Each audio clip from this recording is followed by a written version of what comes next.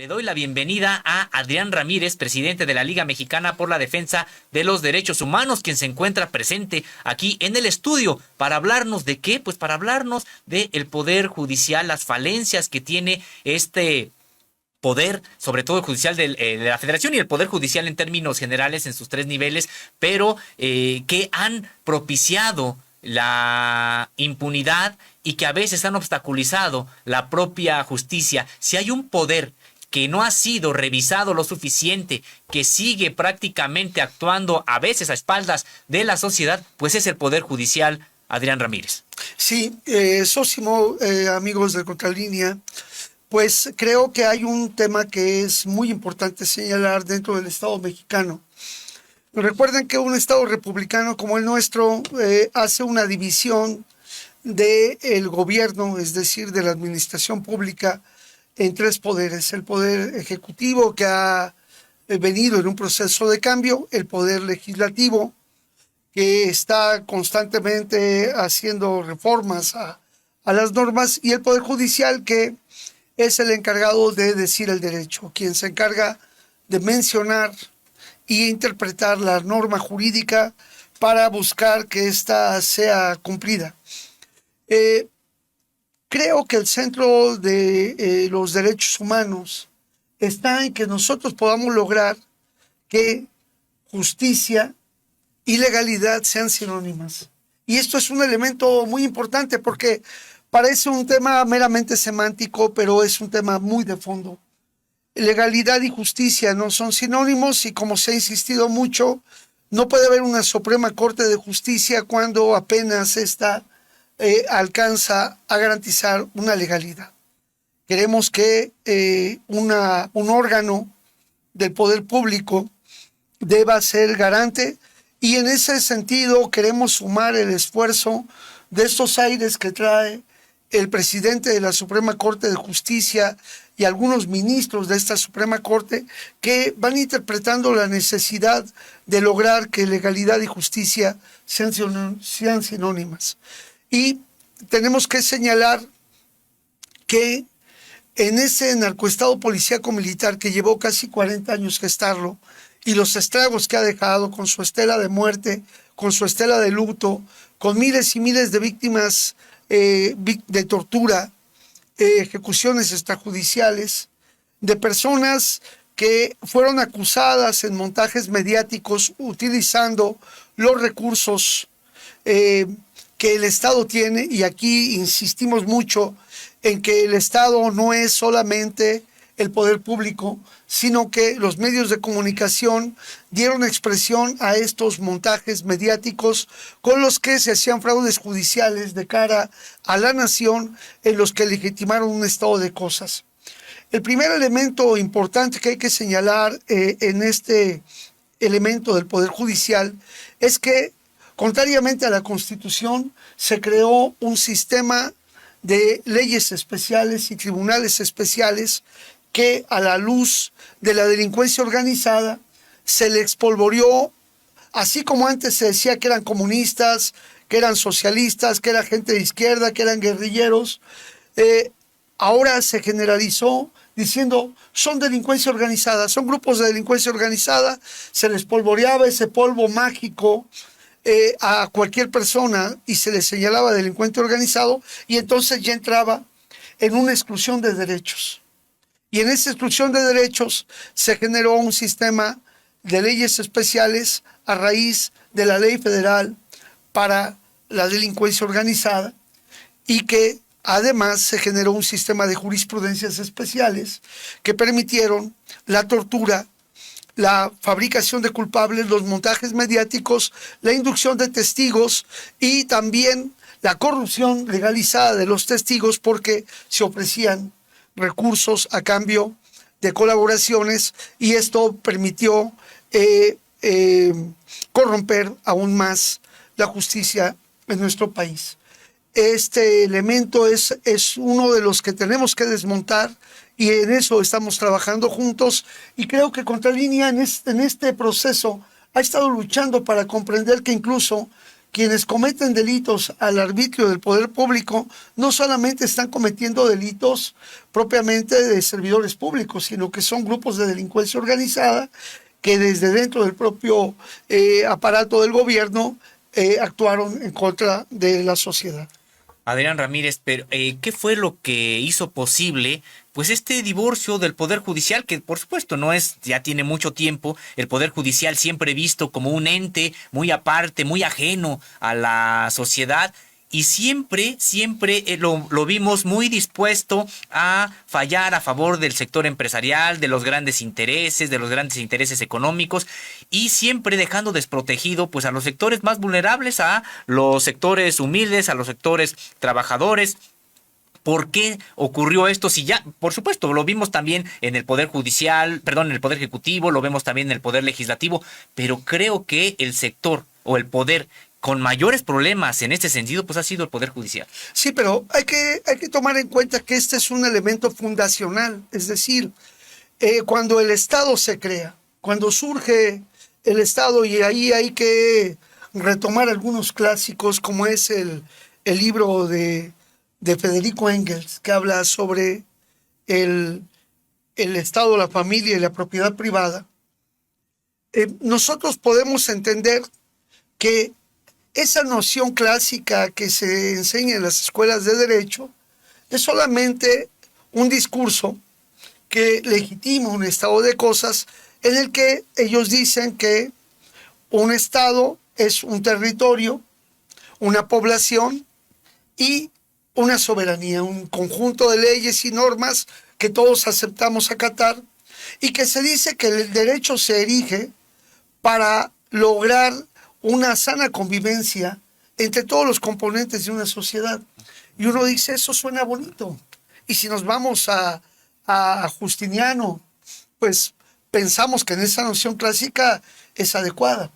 Pero si entendemos en realidad que en un Estado dividido en clases sociales, en un Estado donde hay un grupo que se beneficia de las grandes masas a quienes despojan de sus recursos, no se puede erigir si no es mediante la coacción y mediante el sometimiento. Y una de las formas de sometimiento, pues, es la norma jurídica, es decir, aceptar como condición la explotación como algo normal, y que se nos despoje del usufructo de los recursos pareciera que es algo adecuado y necesario.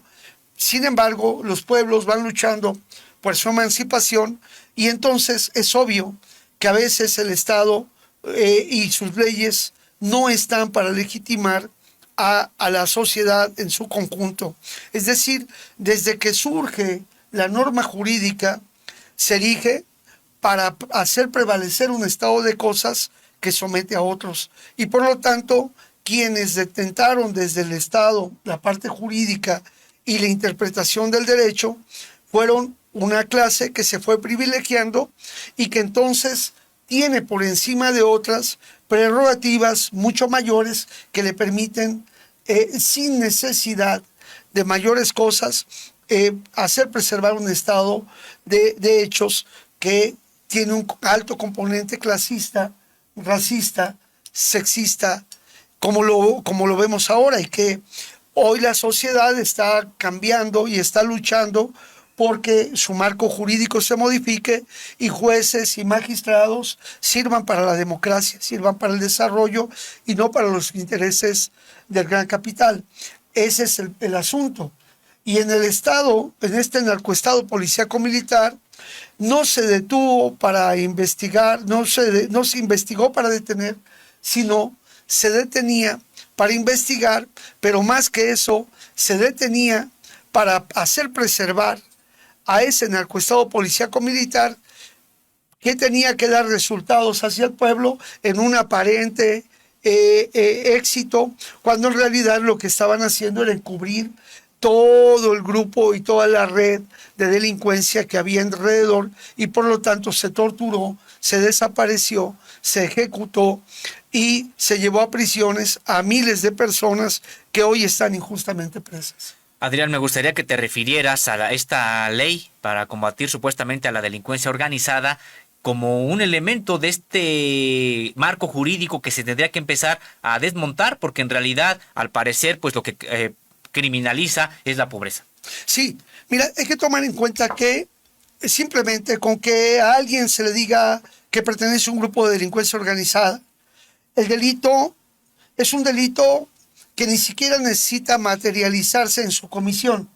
Baste con que el Ministerio Público y los policías de investigación digan que una persona pertenece a un grupo de delincuencia organizada y, aunque no tengan prueba alguna de que hay señalado en otros juicios, en otros procesos a esa persona o demás, simplemente con que haya la existencia de un grupo de delincuencia, ya todo lo que este grupo hace, y si a una persona la señalan de pertenecer a ese grupo, ya se le considera como parte.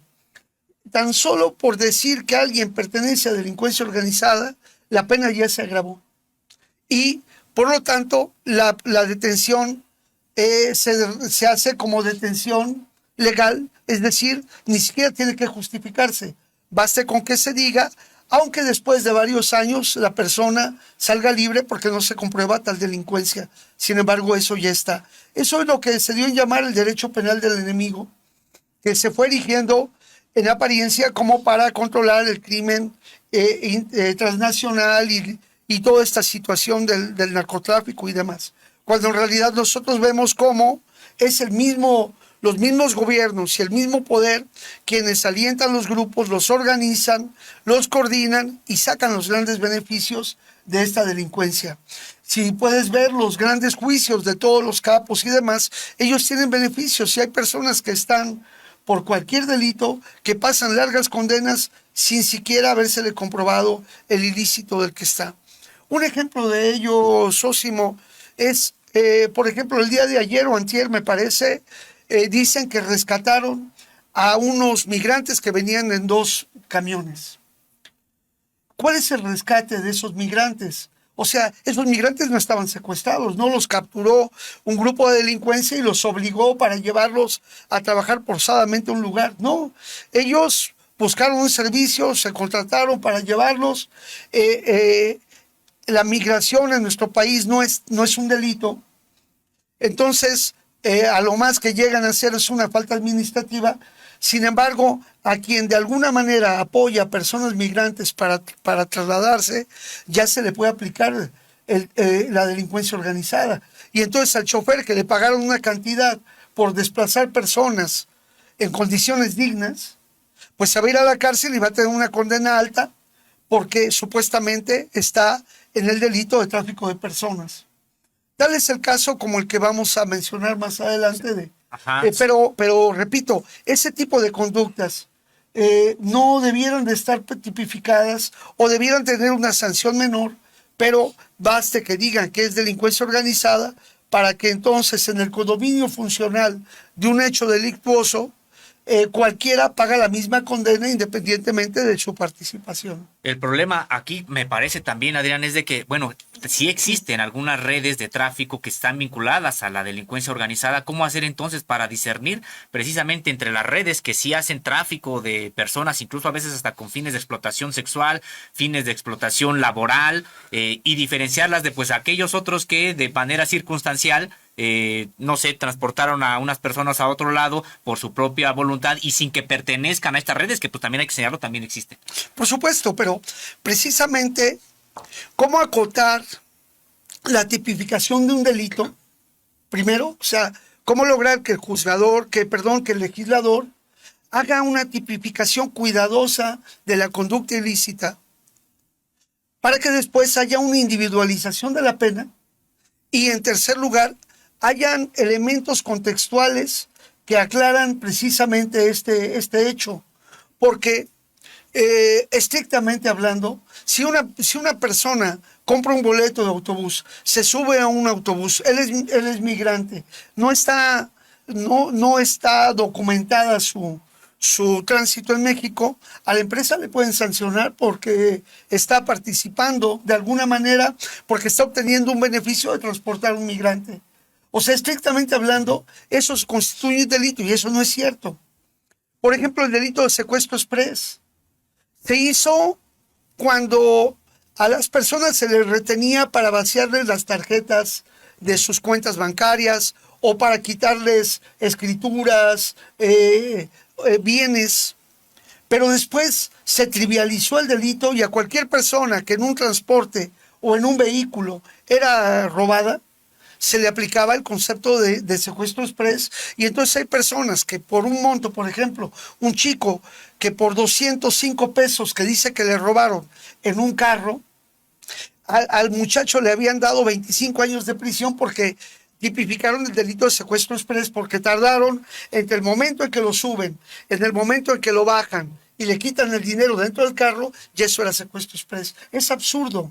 Por eso, Sósimo, tenemos que revisar que el marco jurídico debe modificarse por la vía legislativa, pero también por la vía del criterio que aplique el juez, porque él no puede seguir insistiendo en que hay un condominio funcional y todos pagan la misma pena. Hay delitos, en el caso del secuestro, aunque ya hoy hay una visión para el enfoque de género, muchas mujeres van a prisión porque les tocó preparar alimentos para una persona que estaba secuestrada. Pero cuando revisamos el expediente, a esa mujer le pareció igual, era igual que si hubiera llegado una persona con sus amigos y decirle, vieja, prepárate las botanas, prepara la comida porque vengo con mis amigos. Oye, espérame. No, como que espérame. Pues, tú preparas y punto. Es decir, es a obligar. El hecho de que tú hagas más comida y se la acerques a alguien ya te equipara como un grupo de delincuencia organizada en el delito de secuestro. Es absurdo.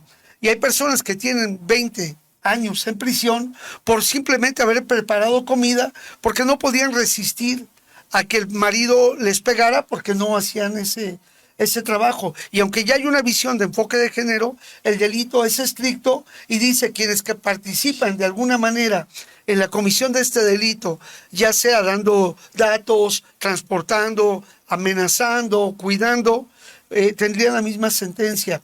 Es por eso tan importante que hoy el enfoque de los jueces camine hacia comprender exactamente el contexto y como se da en los derechos de los pueblos indígenas, ellos analizan bien el contexto y la motivación que llevó a una persona a delinquir y bueno, pues hay cosas que hay que resolver. Un muchacho, Sósimo, pasan 20 años y él tuvo un incidente, lo robaron en su casa. El tipo que le entró a robar cae. Cuando él va corriendo, el tipo trastabilla, cae, se golpea. Lo recogen las ambulancias, se lo llevan a la cárcel. Cuando va hacia allá, ven que está enfermo, que no responde, lo llevan al hospital y resulta que como estaba drogado y tenía aliento por el chemo dicen los médicos que la persona está drogada, que lo dejen descansar, y en realidad lo que tuvo fue una hemorragia subaracnoidea por la caída. No se dan cuenta, la persona muere, y después de 20 años, este muchacho que hace su vida, nunca se cambió de lugar, porque además él llamó a la ambulancia para decir que un delincuente había entrado, cayó, etcétera. Pues llega la policía, lo detienen y le reclasificó el delito y lo llevaron a prisión por delito agravado de asesinato. Esa persona, 20 años en un hecho accidental, difícilmente va a volver a delinquir o incluso ni siquiera fue un delito. Y sin embargo, la pena, como dice, que a quien mate como homicidio agravado, pues se va a la prisión. Fue absurdo. O sea, no era el caso para atenderlo de esa manera. Afortunadamente salió libre, pero si se aplica estrictamente como está el tipo penal, sin que consideren los jueces, magistrados, el contexto, pues nos va a llevar a situaciones como estas. Adrián, pues si quieres entrar en materia del ejemplo que nos ibas a dar sobre cómo no funciona el poder judicial o funciona a veces para obstaculizar la justicia y para perpetuar la impunidad, porque se nos ha ido el tiempo rapidísimo. Sí, en este momento. Sí, vamos corriendo y bueno, en otro momento trataremos más a detalle el caso de Jessica Vázquez Fonseca y José Jesús Vázquez Fonseca, 2 hermanos. Jessica es una chica que vive cerca de ahí de la Central del Norte. Llega una persona, una señora mayor de edad, con su nieta, y ellos vienen buscando apoyo para irse a Estados Unidos. La nieta tiene ciudadanía norteamericana, ella le apoya y se vincula con personas que ayudan a migrantes a irse a Estados Unidos. Hay unas intervenciones telefónicas donde se ve que ella está comunicándose, e incluso hay en los mensajes que tiene las escuchas autorizadas la Policía Federal, se menciona donde ella dice, oye, pero ¿por qué no la dejas? Si ya hasta la están buscando, ¿por qué no dejas que se vaya? Pues ¿cómo le voy a hacer si no tiene dinero? Es una persona mayor y ni siquiera pues ayuda para lo que se necesita. Y entonces viene el operativo, la detiene. Cuando la señora está fuera de la casa, va caminando con esta señora sin problema y la acusan de que la está secuestrando. ¿Eso cuándo ocurrió, pero? Eso ocurrió ahorita en el 2012, me parece. Ahorita no ubico, luego les precisamos bien el dato, pero la situación es que la llevan a prisión. Empieza su proceso, la detienen a ella y a su hija, pero además ella fue víctima de abuso sexual por parte de agentes federales, con contubernio de una mujer policía también, que incluso pudimos constatar que todo su testimonio de tortura se corroboró, porque ella dice que la policía le desprendió sus uñas de acrílico que tenía, y entonces si el juez pudiera valorar adecuadamente los elementos en el contexto en que se detiene, diría, oye, no te puedo calificar esta detención como legal porque tú me dices que está secuestrada cuando se detiene una mujer en la calle caminando, no viene amenazada con ningún objeto, ¿cómo va a ser un secuestro? Y segundo, si tienes estas escuchas y estás leyendo lo que ahí está consignado, se ve que ni siquiera alcanza como para sacar un lucro de tener a esa señora en la casa ahí acompañada. Y aparte, lo que decimos de la detención. Ahora, ¿cómo logramos demostrar el testimonio de ella? Pues porque cuando le piden que pose con el cartel, en la fotografía, vemos cómo tiene desprendidas las uñas. No sé si alguien se ha lastimado una uña, pero duele. Ahora que te quiten las 10 uñas de los dedos, es muy doloroso, pero aparte eso corrobora todo lo que vivió. Su hermano tuvo una crisis importante, asmatiforme, que le llevó al hospital. Estuvieron recluidos varios años. Él tuvo crisis recurrentes, incluso COVID allá, porque para empezar, para colmo, le tocó estar en el penal 5 Oriente, de allá de Perote, en Villa Aldama, y entonces ahí padeció bastante. Afortunadamente logró liberarse y le dejaron ya salir el año pasado. Pero la parte triste es que su mamá, la señora Celia Fonseca, una señora muy trabajadora, muy luchadora, que tenía su negocio de venta de comida enfrente del Hospital Juárez de México, y durante la pandemia pues no le quedó más que estar trabajando, y además estaba enferma, ya tenía enfermedades crónicas, pues su enfermedad se agravó, falleció, y pues ya ni siquiera pudieron hablar con su hija. Es un drama severo, pero hay que tomar en cuenta que el delito que les acusan es estos delitos de delincuencia organizada, donde el tráfico de personas, como bien lo dices, aquí sí hay grupos que están atendiendo, pero no te están reteniendo, no les están extorsionando, porque esos grupos sí le sacan dinero a la familia, le dicen, bueno, pues ya va, te vamos a llevar hasta allá, pero ahora es tanto, vas a pagar o tienes que hacer tal cosa. Pues no es así. Ahora, el juez de la causa penal, el juez primero de distrito de procesos penales federales en la Ciudad de México, tuvo a bien tomar en cuenta todas las valoraciones de la tortura, y junto con eso, más lo que ya hemos comentado, le dio la libertad absolutoria. Y es de los botones de muestra que nos pueden ayudar a comprender. Pero el juez que obsequió la orden de aprehensión, desde ahí hubiera dicho simplemente, ¿sabes qué? No te la puedo dar, no se ajusta el delito, no se tipifica, y darle la libertad en su momento. Sin embargo, ya le dio la libertad, ya salió libre, pero ahora, ¿quién repara los daños? La Ley General de Víctimas no tiene acceso todavía a la Comisión Ejecutiva de Atención a Víctimas porque en la sentencia, si bien es cierto, excluyeron las pruebas por la tortura, no se le dio el carácter de víctima, no se ordenó que se le repare el daño, no se le pidió que se le restituyera todo lo que había perdido él y ella y su hermano, y hoy ella pues está tratando de hacer un esfuerzo, tiene una hija que está en la adolescencia, tiene una gran cantidad de necesidades y creemos que todavía los jueces, magistrados y ministros deben ir más allá al momento de dar la sentencia. Así como limitan derechos civiles y políticos, así como piden que se haya tantas restricciones, debe ordenar también, de acuerdo a la Ley General de Víctimas, la reparación integral y el registro para que no tenga ella que litigar.